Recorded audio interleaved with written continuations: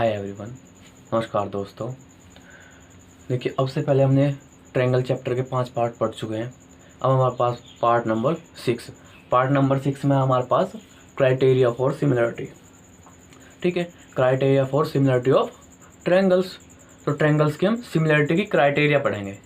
ठीक, तो उससे पहले मेरी वीडियो को लाइक शेयर सब्सक्राइब करना ना भूलें। ठीक, तो अब हम पढ़ते हैं क्राइटेरिया फॉर सिमिलरिटी। तो हमारे पास फर्स्ट क्राइटेरिया होता है ए। जैसे आपने कॉन्ग्रुएंसी रूल पढ़ा था 9th क्लास में, इसी तरह हमारे पास सिमिलरिटी का भी रूल होता है। ठीक है, हमारे पास दो ट्रायंगल सिमिलर कब होंगे? जब हमारे पास यदि तीनों एंगल इक्वल मिल जाए, कोरस्पॉन्डिंग एंगल, तीनों कोरस्पॉन्डिंग एंगल। सपोज करो triangle A B C and triangle this is triangle P Q R. तो triangle A B C and triangle P Q R कब सिमिलर होंगे? जब हमारे पास इसका कोरस्पॉन्डिंग एंगल, सपोज करो ये एंगल 1 के इक्वल, दिस इज एंगल 2।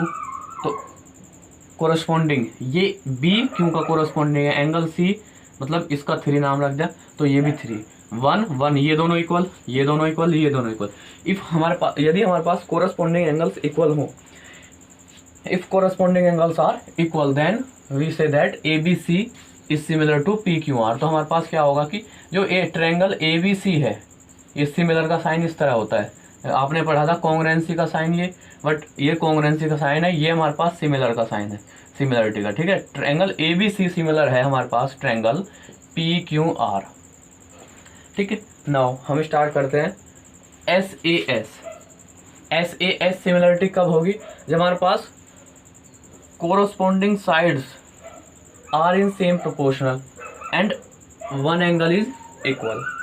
ठीक है भाई, हमारे पास एक तो एंगल होना चाहिए और दो कोरस्पॉन्डिंग साइड्स हमारे पास सेम प्रोपोर्शनल होना चाहिए। सपोज करो यही ट्रायंगल ले लेते हैं हम A B C and P Q are.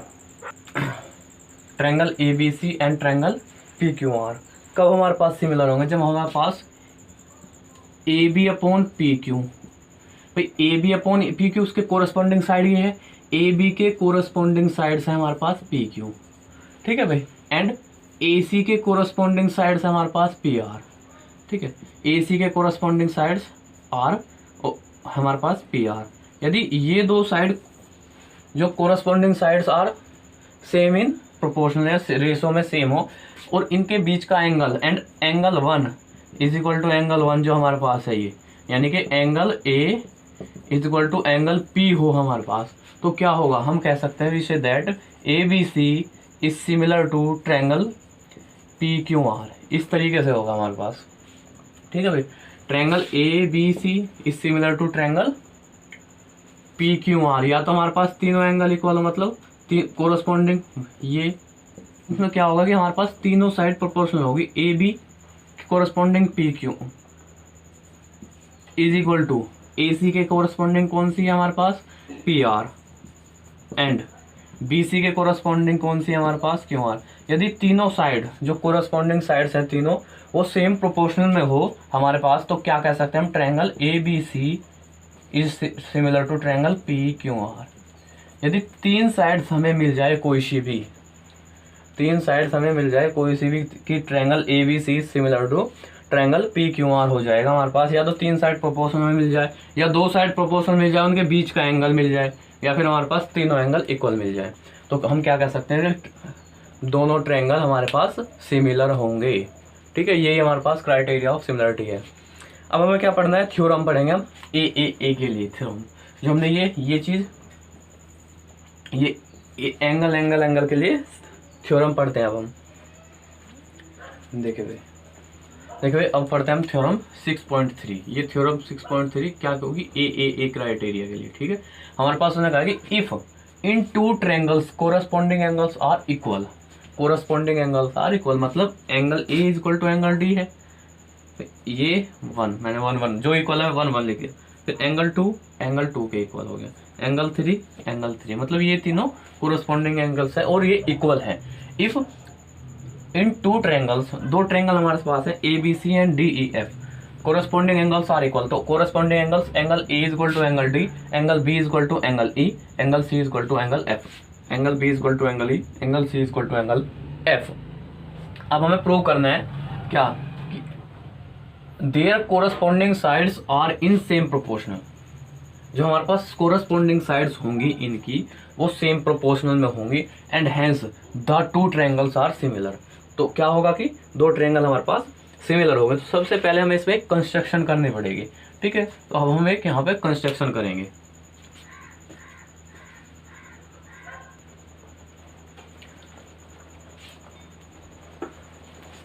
देखिए भाई हमारे पास गिवन क्या था इसमें, एंगल ए एंगल डी के इक्वल, मतलब जो कोरस्पॉन्डिंग एंगल्स हैं वो इक्वल हैं, वो हमें गिवन था, ठीक है। तो angle A is equal to angle D, angle B is equal to angle E, लिखवा भी दिया है, अभी जो इरेज करते हैं, angle C is equal to angle F. अब हमें प्रूव क्या करना है, प्रूव करना है कि जो A B upon B E, A B upon ये हमारे पास है डी, तो A B upon D E and A C upon D F, और third is B C upon E F, ये corresponding sides are in same proportional, ये prove करना है। And A B C is similar, ये भी prove करना है, A B C similar to D F. तो सबसे पहले क्या करेंगे, हम कंस्ट्रक्शन करेंगे। ये हमारे पास था नहीं, हमने कंस्ट्रक्ट करा कि पी क्यू, पी एक हमने पॉइंट लिया डी ई पर एंड क्यू पॉइंट लिया डी एफ पर, ठीक है भाई। हमने इस तरीके से पॉइंट लिया कि D P is equal to, जो D P is equal to A B हो and D Q is equal to A C हो, ठीक है भाई। D P is equal to A B और D Q is equal to A C, इस तरीके से लिया हमने। तो क्या करा हमने, सो दैट हमारे पास क्या होगा कि triangle A B C and triangle D P Q, जो दो ट्रायंगल बने उसमें क्या आया हमारे पास, किस तरीके से हमने कंस्ट्रक्शन करी, ये जो पी क्यू लिया है किस तरीके से करा कि A B is equal to D P and A C is equal to D P, A C is equal to D Q by construction, ठीक है। And angle A is equal to angle D हमारे पास पहले से ही था, angle A is equal to angle D. तो देखो दो साइड और उनके बीच का एक एंगल, तो कौन सी प्रॉपर्टी होगी, पहले सिमिलरिटी, सॉरी कॉन्ग्रेंट हो गया ये ट्रायंगल, ये एंगल इस एंगल के इक्वल, ये साइड इस के इक्वल और ये साइड इस साइड के इक्वल। तो हमारे पास क्या होगा कि triangle A B C is congruent to triangle D P Q, D P Q के ट्रायंगल इक्वल हो गया, ठीक है। कोरस्पॉन्डिंग सॉरी कॉन्ग्रेंट हो गया by S A S congruency rule, ठीक है भाई। S A S congruency rule से क्या हो गया हमारे पास, कॉन्ग्रेंट हो गया। अब हमें क्या मिलेगा, जो एंगल बी है एंगल पी के इक्वल मिलेगा, angle B is equal to angle P by C P C T. भाई 9th क्लास में सब पढ़ाया आपने, यदि दो ट्रायंगल कॉन्ग्रेंट हो तो उसके कोरस्पॉन्डिंग एंगल्स भी इक्वल होंगे। तो angle B is equal to angle P, मतलब ये भी एंगल 2 हो गया, and angle C is equal to angle Q, मतलब ये भी एंगल 3 हो गया हमारे पास। तो angle C is equal to angle Q by C P C T, ठीक है भाई। अब हम आगे चलते हैं, आगे हमारे पास क्या होगा, और हमारे पास क्या गिवन है, गिवन क्या है कि angle B is equal to angle E है, ठीक है। And angle B is equal to P हमें मिल गया। तो देखो हमारे पास यहाँ से ध्यान दो, angle B is equal to angle P, हमें जब दो ट्रायंगल कॉन्ग्रेंट हो गए तो angle B is equal to angle P मिला, and angle B is equal to angle E given था हमारे पास। तो यहाँ से क्या मिल गया हमें कि यहाँ से मिलेगा it implies that angle B is equal to angle P is equal to angle E, angle P is equal to angle E. भाई angle B is equal to angle P, angle B is equal to angle E, तो angle P is equal to angle E तो होगा। इसे first बोल दो, इसे second बोल दो। तो फ्रॉम फर्स्ट एंड सेकंड क्या होगा हमारे पास कि हमारे पास होगा कि angle P is equal to angle E, ठीक है। अब यहाँ ध्यान दो, ये पी है ये ई है, तो ये क्या होगी, एक हमारे पास ट्रांसवर्सल लाइन है और इसके कोरस्पॉन्डिंग एंगल्स आर इक्वल, ठीक है भाई, कोरस्पॉन्डिंग एंगल्स आर इक्वल। तो हम क्या कह सकते हैं कि ये दोनों लाइन पैरेलल होंगी। तो क्या होंगे, ये angle P and angle E R corresponding angles, हम बोल सकते हैं ये कोरस्पॉन्डिंग एंगल्स हैं। और यदि हमारे पास कोरस्पॉन्डिंग एंगल्स इक्वल मिल जाएं तो क्या होता है, कोरस्पॉन्डिंग एंगल्स यदि हमारे पास कोरस्पॉन्डिंग एंगल इक्वल मिल जाए तो क्या बोलेंगे कि हमारे पास क्या है, ये जो P Q, it implies that P Q is parallel to E F. P Q क्या होगी हमारे पास, P Q parallel to E F होगी। ठीक है, तो यहाँ से क्या मिलेगा हमें, जब ये लाइन, अब हम आप वापस आ जाते हैं। अब तक हमने क्या करा, सबसे पहले कंस्ट्रक्शन करने के बाद इस ट्रायंगल को इस ट्रायंगल के कॉन्ग्रुएंट दिखाया। ठीक है, फिर हमें क्या मिल गया, by simplicity angle B is equal to angle P मिल गया था। ठीक है, और हमारे पास B is equal to angle E पहले से ही था। तो हमें क्या मिला इन दोनों से, जब angle B is equal to angle P भी है और angle B is equal to angle E भी है, तो यहाँ से ये दोनों भी इक्वल होंगे। और यदि ये दोनों इक्वल हैं तो ये और ये पैरेलल होगी हमारे पास, क्योंकि ये कोरस्पॉन्डिंग एंगल्स हैं।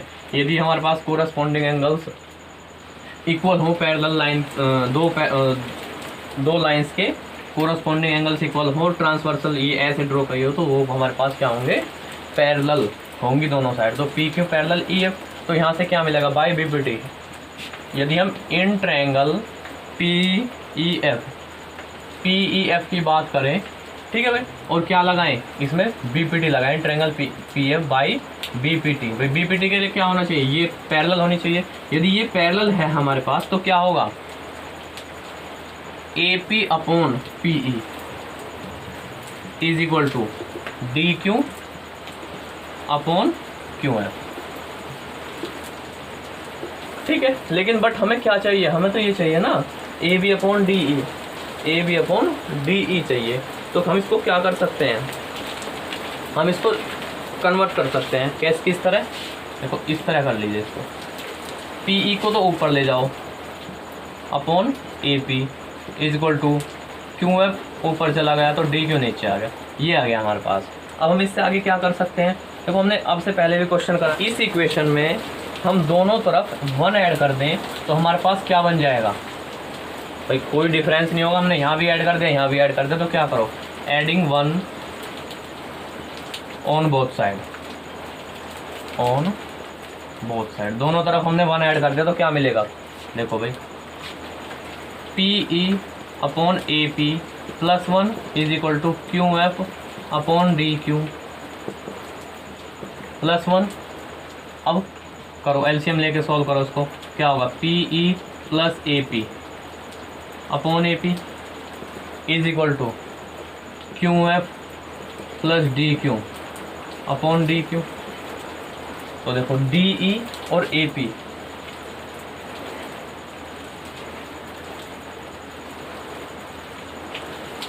सॉरी, ये डी पी है भाई, डी पी, ठीक है, यहाँ डी पी आएगा, डी पी हमने यहाँ गड़बड़ कर दी तो यहाँ डी पी आएगा, तो यहाँ भी डी पी आ गया और यहाँ भी डी पी आ गया। अब ध्यान दो, तो डी ई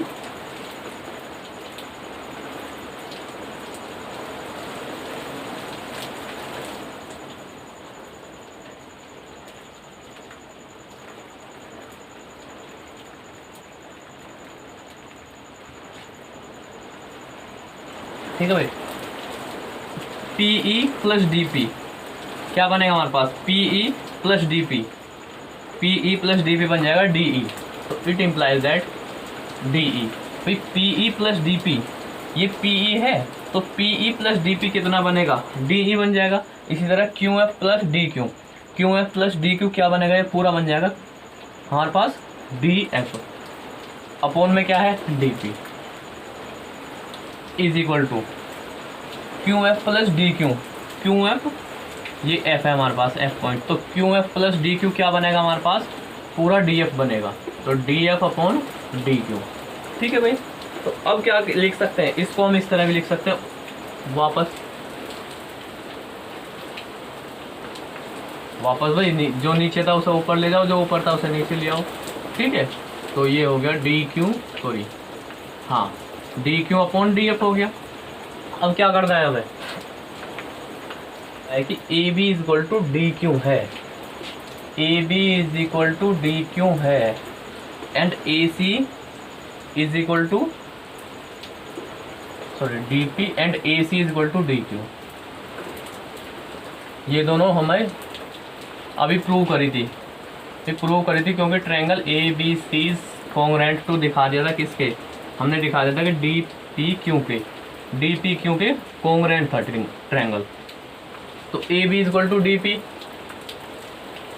और A C is equal to D Q. तो हम क्या कर सकते हैं, डी पी की जगह तो ए बी पुट कर दो।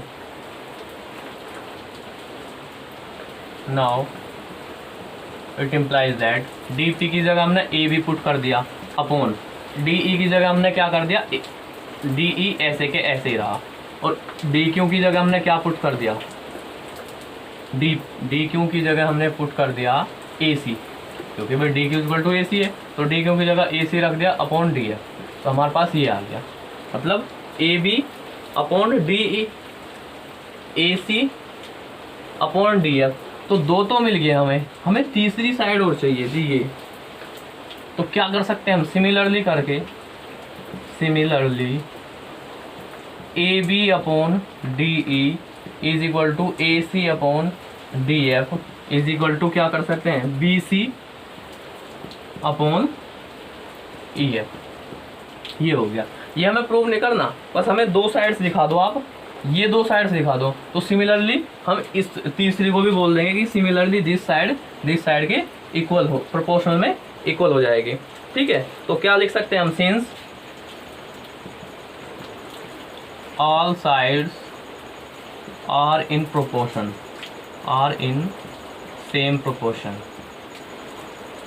Same ratio. ठीक है, हमारे पास तीनों साइड क्या है, सेम रेशो में है। तो क्या बोल सकते हैं हम कि triangle A B C is similar to triangle D E F. यही तो हमें प्रूव करना था। ठीक है, ये चीज़ हमें प्रूव करनी थी और ये चीज़ हमें प्रूव कर देंगे, हमने प्रूव कर दी। तो क्या बोल सकते हैं, हैंस प्रूव। समझ में आया भाई? आई होप सबके समझ में आया होगा।